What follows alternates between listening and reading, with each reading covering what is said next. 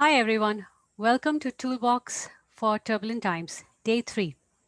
This is a series where we are discussing 7 soul nourishing practices to help you stay centered during these unusual times that we are living in. So, today we're going to be talking about the third tool, and I absolutely love this particular tool. It's one of my most favorite soul nourishing practices, and I do try to do it often. And before we get to the third tool, let's recap what we've been talking about on the first 2 days. We first spoke about emotional clearing and saw the importance and the relevance of doing it regularly. And we talked about the first tool, which is tapping. And the second one was journaling and really questioning, asking a lot of questions, and then journaling whatever guidance you get. And I'm curious what insights sparked for you as you heard the content. And ask yourself why you were called to take part in this series. And for whatever reason you joined the series, use the tools for that purpose.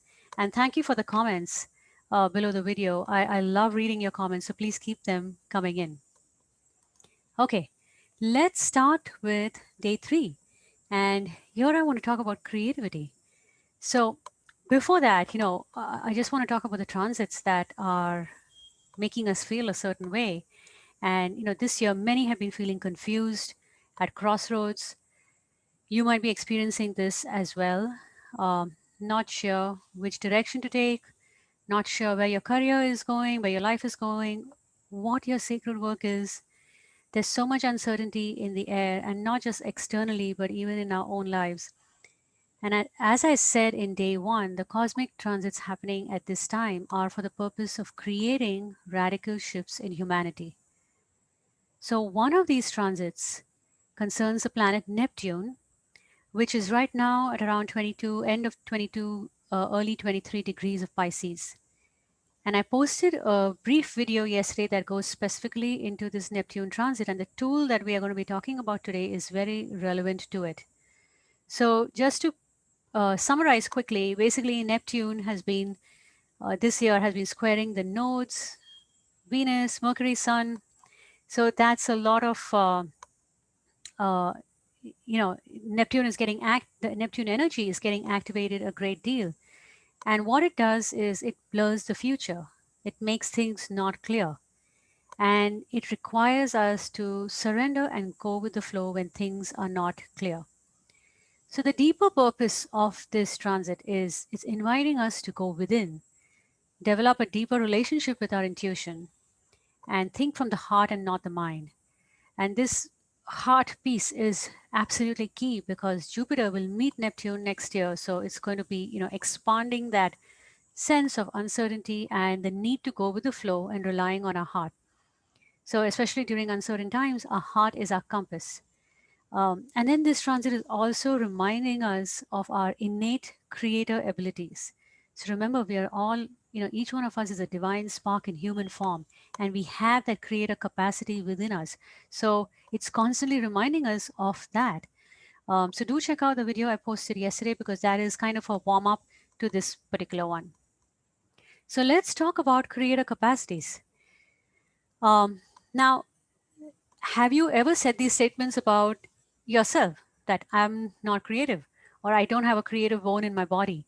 I hear so many people say that, especially when I share about my own creativity and they'll respond saying that, oh, I am just not creative.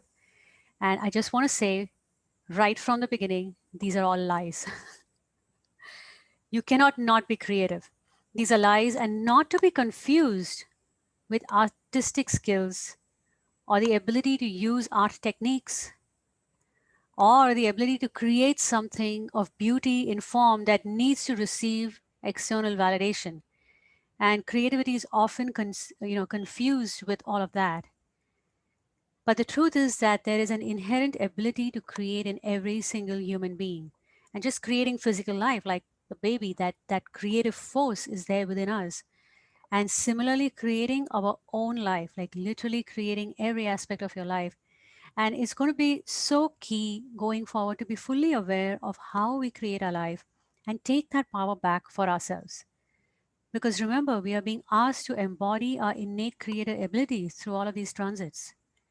So, before we jump into the tool, I'd like you to journal if you have the chance, or if you feel called to journal on these questions, and you see how the tools are building on the previous one. Journal on what do you truly think about your creative ability, and have you had thoughts come up about you not being creative? And feel back to when did this start? Do you remember an incident from a long time ago that triggered it? And oftentimes we pick this idea up as children. We are told by our caregivers, teachers, or whoever's around us, um, oh, this is not good enough, or this is not creative enough, or that it doesn't, follow the standard of creativity that is set by external standards. And that belief carries forward and it affects our ability to create our own life.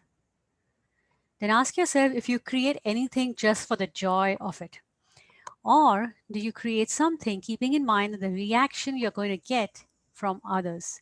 And this is so key to understand as well, because oftentimes we block our creativity for fear due to fear of judgment from others.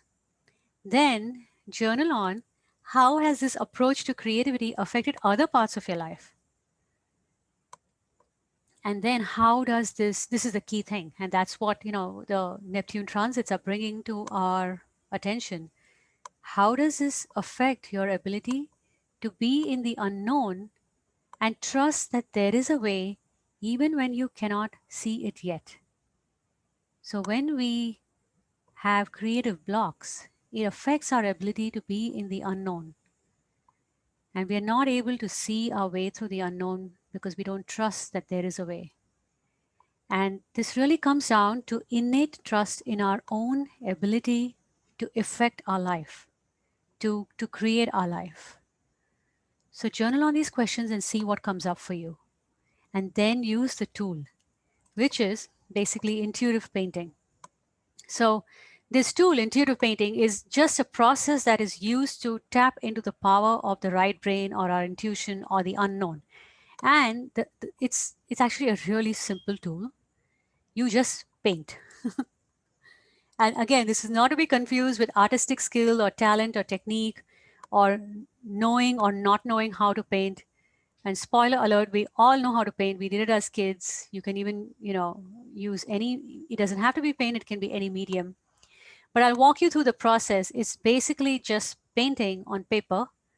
And here, when you start the process, have an intention to connect to your creative flow and gather your supplies. They can be, have a large piece of paper, but you can have paint or markers or crayons. Keep it simple. Whatever you have on hand is good. And if you don't have any of these materials, just use what you have on hand, because let that not be an excuse to not try the tool out. And before you start, just ground and center yourself and get into your heart and tune in. What colors are calling to you? Just pick 2 or 3 colors.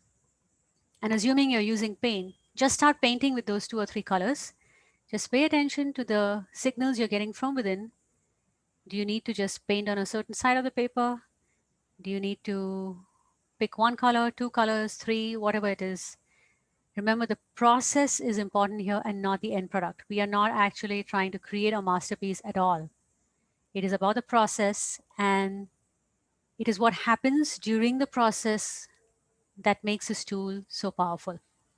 So keep tuning in and ask yourself what needs to be added. Do you need to add another color? Is a figure trying to come in?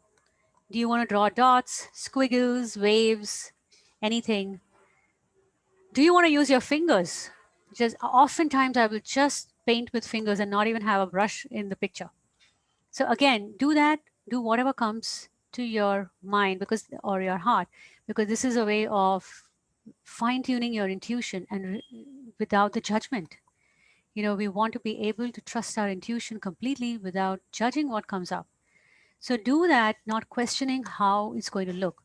And it's so key to be able to follow this intuitive guidance without a logical mind wanting to know, why are you picking this, or what is the purpose of you picking this, what is the picture that is coming up on the paper, and trying to interpret that. So you want to keep the mind completely out of the way.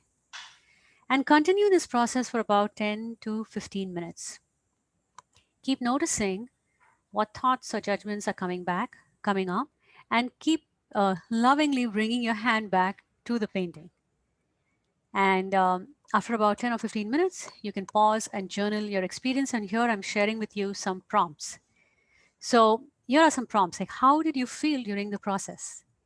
And in what way did you judge the process or the product? In what way did you judge your skill or the lack of it?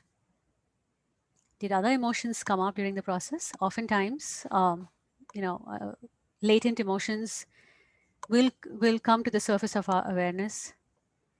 And then, in what areas of your life does this sort of emotion come up?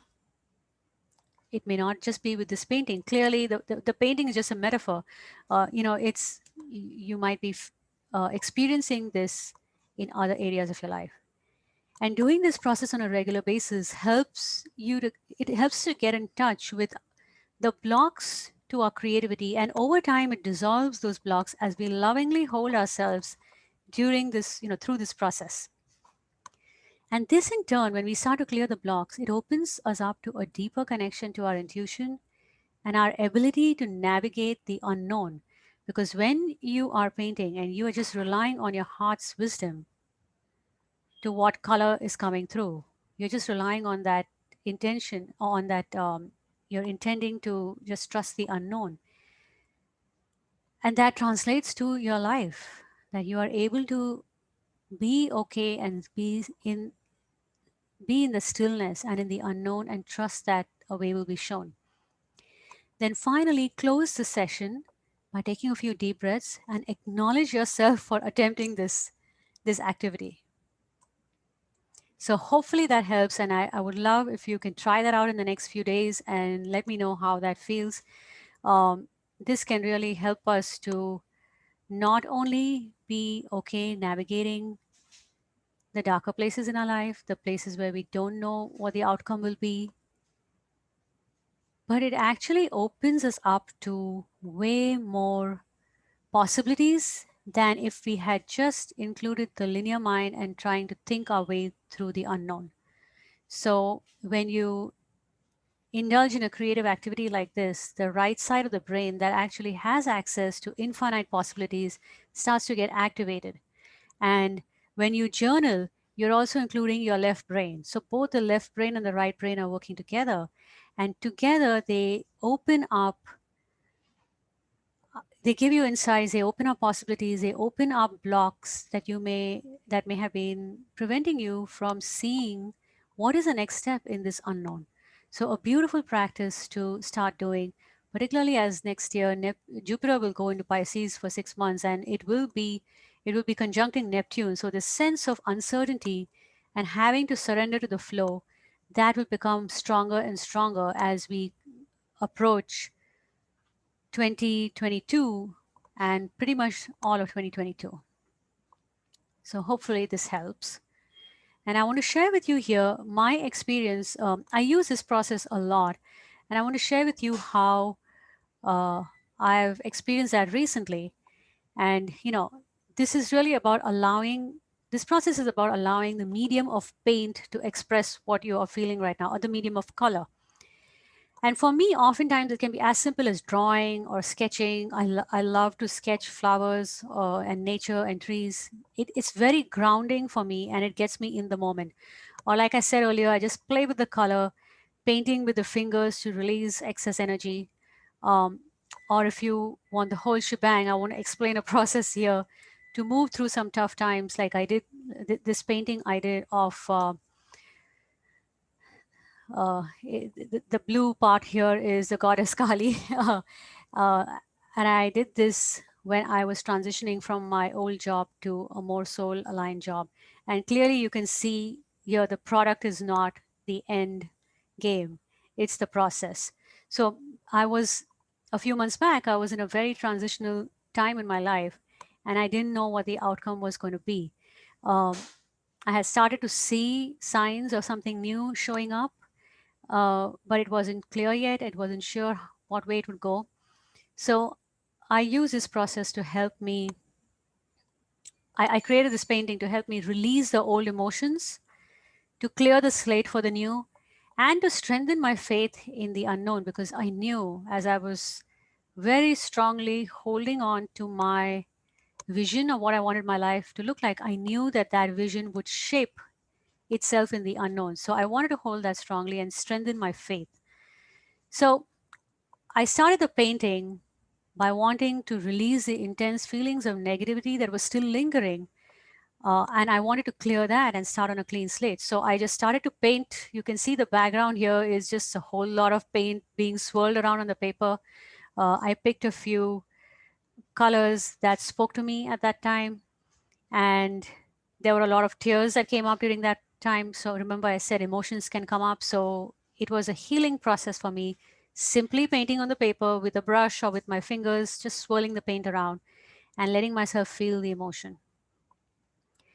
Uh, and then I didn't do this painting in one sitting. It took me several days, but I, each time I came back to it, I would tune in to see what was my wisdom telling me at that time, what was the next thing to uh, to go on the painting at that time.